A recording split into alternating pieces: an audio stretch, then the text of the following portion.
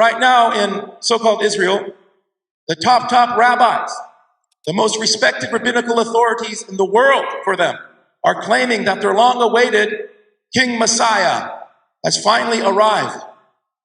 Top rabbis are claiming that they are in secret council with him. This is happening right now. Now, this could be yet another false alarm. There have been many messianic claimants in the past. There was a messianic claimant in 17th century Turkey who convinced Jews from all over the world that he was the Messiah, and he ended up converting to Islam. But in addition to this, there are 5 blemish-free, 1-year-old red heifers recently arrived in so-called Israel from a ranch in Texas, of all places. Blemish-free red heifers means completely red, not a single black or white hair, and never having been yoked before. What is the significance of the blemish-free red heifer? So the blemish-free red heifer, by the way, is the namesake of the 2nd surah of the Quran, Al-Baqarah, Baqaratun, Musallamatun, La Shiyata Fiha. According to Jewish belief, there have been 9 previous perfect red heifers sacrificed in Jewish history. The last one was sacrificed over 2,000 years ago. But then the temple was destroyed by the Romans in 70 of the Common Era. According to the Torah, the water that the priests, the Kohanim of the temple use for their temple rituals, this water must be purified by the ashes of a 2-year-old blemish-free red heifer. The ashes of one red heifer can last for hundreds of years. So there are currently 5 perfect red heifers in so-called Israel. And they're all 1-year-old. If one of them makes them to 2 years old and is still perfect, then this 10th red heifer in their history will be sacrificed by their King Messiah. And after that, the temple and priesthood can be reestablished in Palestine. And they will push hard to do that. In other words, around December of next year, it is very likely that Israel will announce that their Messiah has arrived. Allahu A'lam. Now we know that this person, should he emerge, is not the true Messiah. He may not be the Dajjal either. Maybe he's just another false messianic pretender or a forerunner of the Dajjal. The point is, he's not the true Messiah. Who is the true Messiah? Allah subhanahu wa ta'ala tells us, وَإِذْ قَالَتِ الْمَلَائِكَةُ يَا مَرْيَمُ إِنَّ اللَّهَ يُبَشِّرُكِ بِكَلِمَةٍ مِّنْهُ اسمه المسيح عيسى بن مريم وجيها في الدنيا والآخرة ومن المقربين. Behold, the angel said, O Mary, indeed Allah gives you glad tidings of a word from him. He shall be called the Messiah, Jesus the son of Mary, honorable in this world and in the hereafter among those nearest to Allah subhanahu wa ta'ala. The true Messiah is Isa bin Maryam alayhim as-salam and nobody else. And we know exactly how Isa alayhi salam will make his return to the earth. The Prophet sallallahu alayhi wasallam explained this to us for our guidance so that we are not deceived. He said sallallahu alayhi wasallam, there's no prophet between him and me, meaning Isa alayhi salam. He will descend to the earth. When you see him, recognize him. فَإِذَا رَأَيْتُمُوهُ فَأَعْرِفُوهُ. A man of medium height, of ruddy complexion, wearing 2 light yellow garments, looking as if drops of water were falling down from his head, even though it's not wet. فَيُقَاتِلُ النَّاسَ عَلَى الْإِسْلَامِ. He will fight the people for the cause of Islam. فَيَدُقُّ الصَّلِيبِ. He will break the cross, meaning he will repudiate the belief that he was killed, or that he died as a sin atonement. وَيَقْتُلُ الْخِنْزِيرِ. He will kill the pig. He will affirm the sacred Sharia. وَيَدْعُ الْجِزْيَةَ. And he will abolish the jizya. Diplomacy will fail. وَيُهْلِكُ اللَّهُ فِي زَمَانِهِ الْمِلَلْ كُلَّهَا إِلَّا الْإِسْلَامِ. And Allah subhanahu wa ta'ala will perish all religions except Islam during that time. This has already started. All of these other religions are gradually becoming phased out. And there are 2 reasons for this. Number 1, the authorities of these religions are selling out the secular liberalism because they're afraid of being offensive. And number 2, higher academic criticism of these religions are causing people to apostatize, which is a sign that they're not the true religion. They're not Deen al-Haq. Just recently, according to a consensus, according to the first time ever, less than half of the UK identify as Christian. First time ever. And then he said, sallallahu alayhi wa sallam, وَيُهْلِكُ al-Masīḥ ad-Dajjāl. And Isa alayhi salam will destroy the Antichrist. the impostor Messiah, فَيَمْكُثُ فِي الْأَرْضِ 40 سَنَةً ثُمَّ يَتَوَفَّى فَيُصَلِّي عَلَيْهِ الْمُسْلِمُونَ. And then he'll live on the earth, Isa alayhi salam, for 40 years. And then he will die, and the Muslims will pray over him. The Prophet sallallahu alaihi wasallam also described the impostor Messiah so that we might recognize him as well and not be deceived.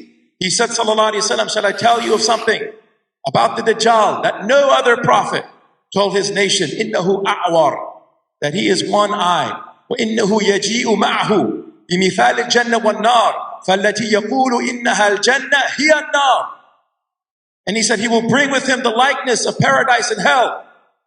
And what he will call paradise will actually be hell. He is one-eyed, myopic. And this can be both literal and symbolic. When you have one eye, you lose depth perception. If you're a boxer or a martial artist, you know that if one of your eyes closes in a fight, the referee has to stop the fight because you can't see the punches coming. You have no depth perception. The message of the impostor Messiah only focuses on what is in front of us. The dunya. He is literally the opposite of Isa alayhi salam, who said, the similitude of this world is like a man lost at sea who takes hand over fist of seawater into his mouth. The more he drinks, the thirstier he gets, and eventually dies from it. The Dajjal teaches humanity that their Jannah is this world, and there's nothing beyond this world. He teaches them to engage their shahawat. The Prophet ﷺ said, حُجِبَتِ النَّارُ بِشَهَوَاتٍ.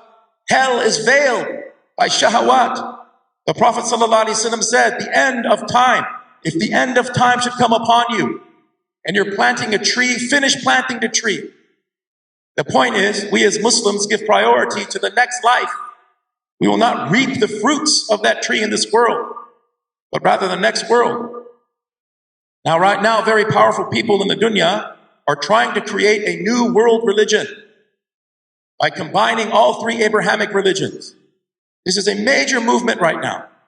The name of this new religion is apparently Abrahamiya, and it will be an amalgamation of the core principles of Judaism, Christianity, and Islam. Such syncretism was tried in the past. Guru Nanak, the founder of Sikhism, tried to combine Islam and Hinduism. There was a Mughal king in India named Akbar in the 16th century who made this synchronistic religion, Deen Ilahi. It failed miserably. Allah subhanahu wa ta'ala says, الْيَوْمَ أَكْمَلْتُ لَكُمْ دِينَكُمْ أَتْمَمْتُ عَلَيْكُمْ نِعْمَتِي وَرَضِيتُ لَكُمُ الْإِسْلَامَ دِينًا. This day I have perfected your religion for you, completed my favors upon you, and I've chosen for you, I'm pleased to give you Islam as a religion. وَمَا يَبْتَغِي غَيْرَ الْإِسْلَامِ دِينًا فَلَا يُقْبَلَ مِنْهُ وَهُوَ فِي الْآخِرَةِ مِنَ الْخَاسِرِينَ.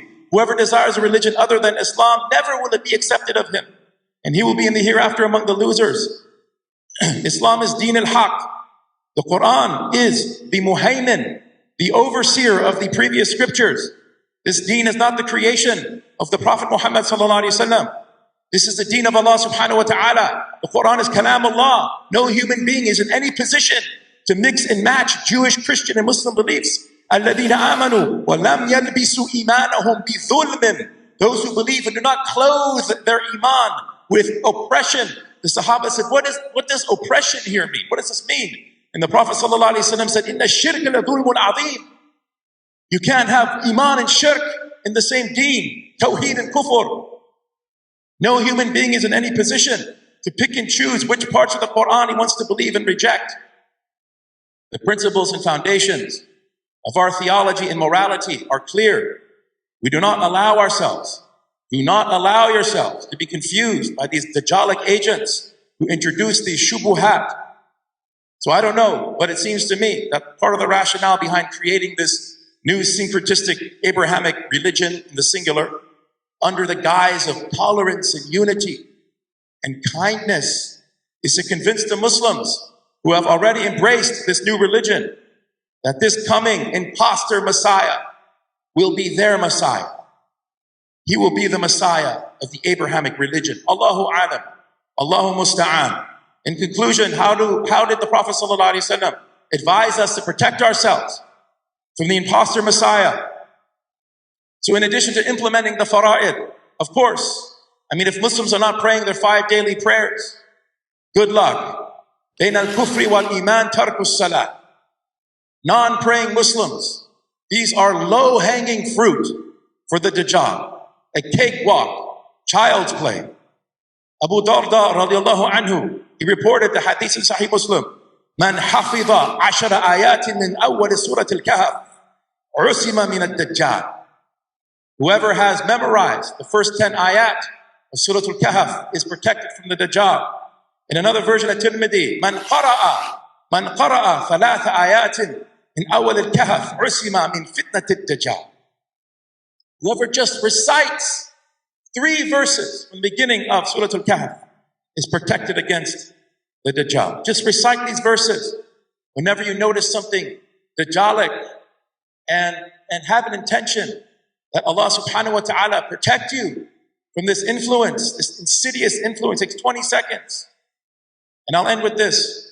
He also said, sallallahu alayhi wa sallam, إن يخرج وأنا فيكم فأنا حجيجه دونكم وإن يخرج ولست فيكم فامرؤ حجيج نفسه أو كما قال عليه الصلاة والسلام. Sahih Muslim. If the impostor Messiah emerges and I am among you, then I will contend with him on your behalf.